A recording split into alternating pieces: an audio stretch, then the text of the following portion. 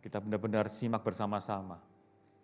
Agar apa yang jadi kerinduan Tuhan tadi itu boleh terjadi dalam kehidupan kita. Bapak sekalian, firman Tuhan pada malam hari ini terambil dalam Efesus 5 ayat 1 sampai 21. Saya akan mulai dari ayat yang ke-17 Bapak sekalian. Demikian bunyi firman Tuhan. Sebab itu janganlah kamu bodoh, ya dalam bahasa Inggrisnya unwise, tidak bijak, tetapi usahakanlah supaya kamu mengerti kehendak Tuhan. Saya ulangi. Sebab itu janganlah kamu bodoh, tetapi usahakanlah supaya kamu mengerti kehendak Tuhan. Hari ini Tuhan berbicara kepada kita semua Bapak sekalian, jangan kita menjadi orang Kristen yang bodoh. Orang Kristen yang enggak ngerti, enggak mengenal yang namanya kehendak Tuhan. Ketika kita menjadi pengikut Kristus, apa yang menjadi kehendak Tuhan dalam kehidupan kita? Tentu Bapak sekalian, kita tahu bahwa kehendak Tuhan itu adalah kehendak yang terbaik.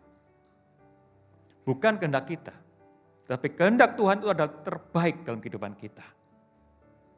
Karena firman Tuhan menuliskan bahwa kehendak Tuhan itu punya tujuan. Bahwa kehendak Tuhan itu bukan karena Tuhan maunya, tetapi ada tujuan bagi hidup kita. Kita belajar dari 1 Timotius 2 ayat 3 sampai ke yang 4 tentang tujuan dari kehendak Tuhan.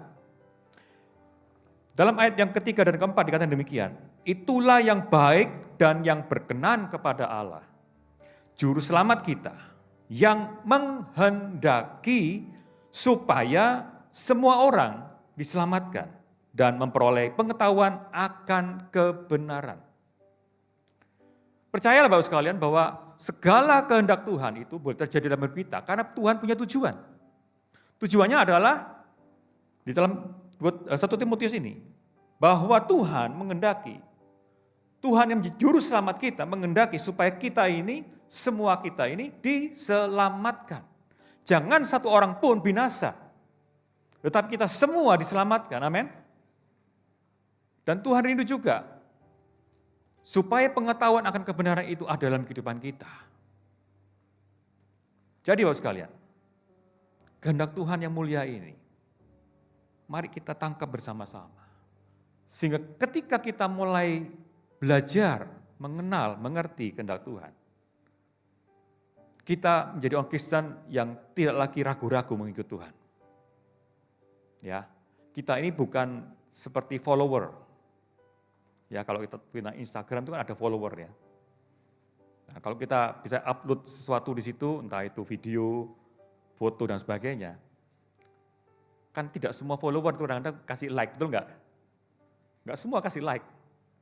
Ya, ada yang kasih like, ada yang enggak, ada yang cuek dan sebagainya. Kita ini bukan follower Bapak sekalian. Kita ini bukan semau-maunya. Wah, kalau ikut Tuhan itu kalau mengalami badai pencobaan, ya sudah mulai mundur gitu ya. Kalau diberkati Tuhan lah, itu saya mau. Like gitu ya. Kita bukan follower Bapak sekalian. Tetapi Tuhan rindu kita menjadi murid Kristus. Murid itu artinya apa? Mau dilatih, mau diajar, mau menjadi serupa dengan gurunya. Sebab itu, biar tujuan Tuhan itu terjadi dalam kehidupan kita, kita harus sungguh-sungguh mau mengenal kehendak Tuhan. Tetapi persoalannya, jangan berhenti hanya mengenal atau mengerti yang namanya kehendak Tuhan. Jangan berhenti, jangan berpuas. Tapi ada suatu hal yang pemazmur mengatakan di dalam 143, ya, Mazmur 143 ayat 10 dikatakan demikian.